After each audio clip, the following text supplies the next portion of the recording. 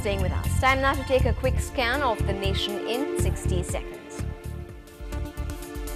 India's richest sports authority, the BCCI, says it has turned down a request for 100 crore rupees from the organisers of the Commonwealth Games in Delhi. The move comes as India's top anti-corruption agency, the Central Vigilance Commission, charged Games organisers with widespread corruption.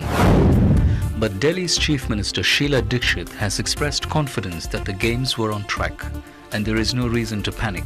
She said preparations are on schedule and she will take care of it. Gujarat's Chief Minister Narendra Modi has again criticised the CBI. He said plans to move the Shorabuddin fake encounter case out of the state is an insult to the courts, judges and the people of Gujarat. He said the central government was treating Gujarat like an enemy state. British national Fiona has told a court in Goa that investigation by local police into the death of her daughter Scarlett on a beach in Goa was biased and unprofessional. She said Goan police were involved in a cover-up. 2 local men were freed on bail in the case. Well, the Commonwealth Games continue to make national headlines. The chairman of the Commonwealth Games Organising Committee, Suresh Kalmari, has categorically rejected reports that money meant for the Games had been systematically channeled to a front company in the United Kingdom. Responding to corruption charges, Suresh Kalmari said that he was pained by the baseless charges of corruption and that every paisa spent on the Commonwealth Games was accounted for. He added that no payment was made after the 30th of October and that the UK firm was hired on the High Commission's advice.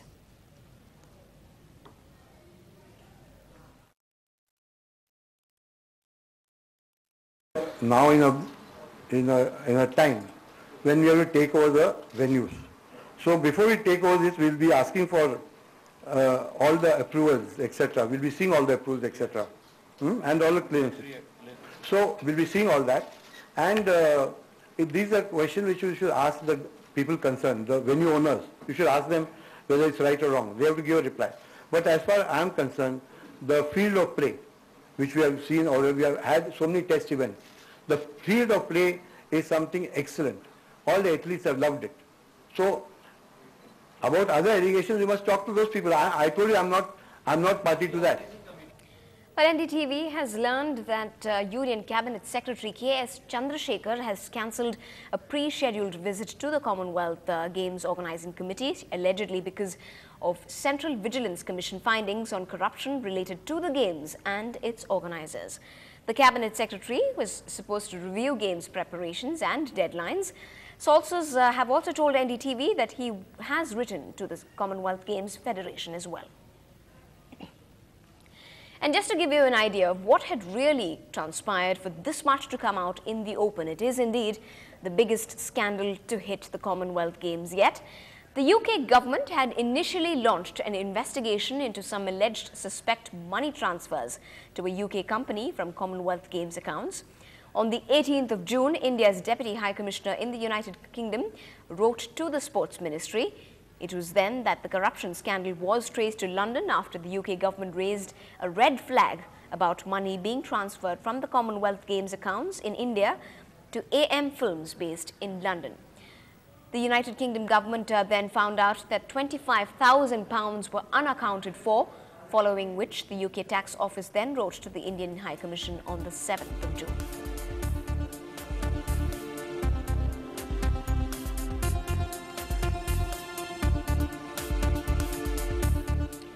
Meanwhile, the Secretary General of the Commonwealth Games Organising Committee, Lalit Benoth, says that there has been no corruption in the run-up to the Games. The entire procedure has been followed. It's a transparent procedure. The approval of the board was taken. The RBI permission for transferring the money, incurring the expenditure was obtained. Only then they found something about the company in London. We are not responsible. But as far as what my record says, and this company was recommended by Indian High Commission in London, and accordingly, because this was on their approved list, we engaged them and we used some services like van, cars, mobile video, because it was mandatory, made mandatory by the police there, that if we want to conduct a show, a lot of people were expected, so people were outside. So video services were obtained from this company and accordingly the payment was made. The Secretary General there saying that they are clean from all kinds of corruption. Now, the latest from the controversy in Gujarat, the CID in the state has handed over the Tulsiram Prajapati case papers to the CBI. Prajapati was a key witness in Sohrabudin encounter case and was killed after his encounter. The CBI has requested the Supreme Court to allow them to investigate the kidnapping and murder of Prajapati, as the two cases are related. Meanwhile, the Gujarat CID has filed a charge sheet against IPS officer M.N. Dinesh and DG Vanzara in the case of 2006. In more national news, there was fresh protests in Kashmir after yesterday's violence. One person was killed in firing during clashes at Bandipur. The superintendent of police of this area was also injured in the stone pelting.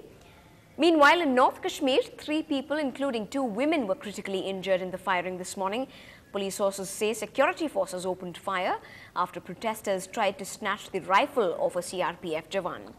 Protesters also burnt down a railway station in the area of Sopore. In a move that will possibly increase the burden on Indian carriers, state-owned oil firms have raised jet fuel or the ATF prices today by 2.7% after lowering the rates at the last fortnightly revision on the 16th of July.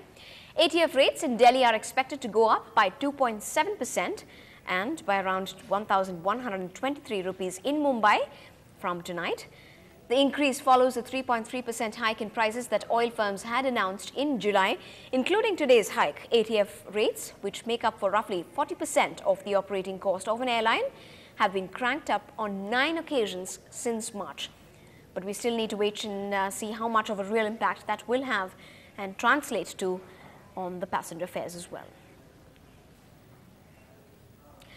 In news from the world of cricket, it's going to be quite a long stay for our men in blue in the island nation. The tri-series between India, Sri Lanka and New Zealand in Dambulla, Sri Lanka will commence on the 10th of August and will go on until 30th of this month. But we will miss the services of the biggies in the current test. The BCCI's 5-member selection committee has decided to rest Sachin Tendulkar, Harbhajan Singh and Gautam Gambhir. Tendulkar, in fact, hasn't played a one-day international for India since scoring his 200 versus South Africa in Gwalior in February. He missed the ODI series in Zimbabwe and the Asia Cup in Sri Lanka as well. Gautam Gambhir and Harbhajan Singh have also been rested as the BCCI looks to keep players fresh for the season ahead, culminating in the World Cup next year. Now, in our search for the winning efforts for the day, we have zeroed in on today's heroes, the staff and the volunteers at Chennai's Income Tax Office, who've helped thousands of people who've been thronging the tax office as the deadline to file tax returns ran out this evening. It is 11 a.m. at the Ayakar Bhavan, the last day to file income tax returns. Nearly 300 personnel manning 40 special counters raced against time to make sure an expected 60,000 people beat the deadline. It just took me 3 seconds to check my counter and 1 second to file my IT return. It's an excellent job that Income Tax Department are doing for the salaried employees. The tax returns were expected to touch nearly 50 lakh rupees by evening. Officials say it is the highest figure so far. It is now time to toast those dedicated government personnel and volunteers who work nearly 12 hours a day. Student volunteers were drafted from Stella Maris College and retired government workers also volunteered to help the staff. And this was the Income Tax Department's core team behind the vast operation. I could say the services provided by Stella Maris College students, which is very helpful for us for PAN verification. Compared to last year, we have spent very much this year for the public. But whatever we spend, it is compared to their tax paying, it is very much less. Well, now it is time for the Income Tax Department to hold their heads high, keeping in mind these officials who have been working literally overtime to help people pay their taxes. In Chennai, Pratiksha Ramkumar for NEWS-NDTV Hindu. Well, a big kudos to them.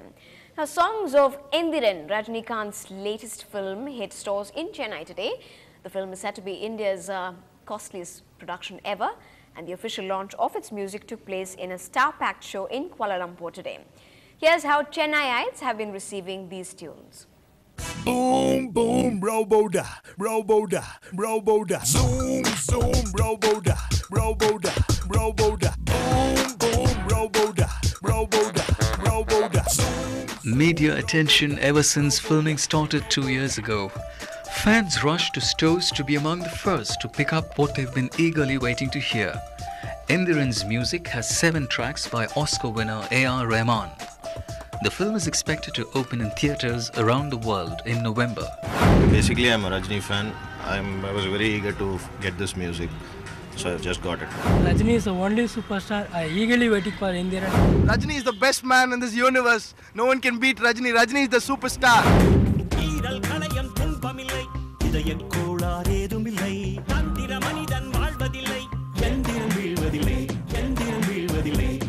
The film has drawn a lot of media glare and expectations are surging among the superstar's fans, both young and old, who are excited about the film.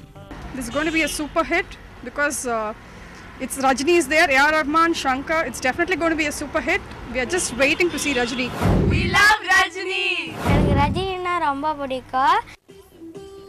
Yendiran is directed by Shankar. The film is being made at a cost of 200 crore rupees, the highest ever budget for a film produced by the Indian film industry. In Chennai with Lalit Jude, J. Santosh for NDTV Hindu. Well, that's the Rajnikant epidemic for you. That's the news tonight from me and the crew of the Late Night News. Goodbye. Thanks for watching.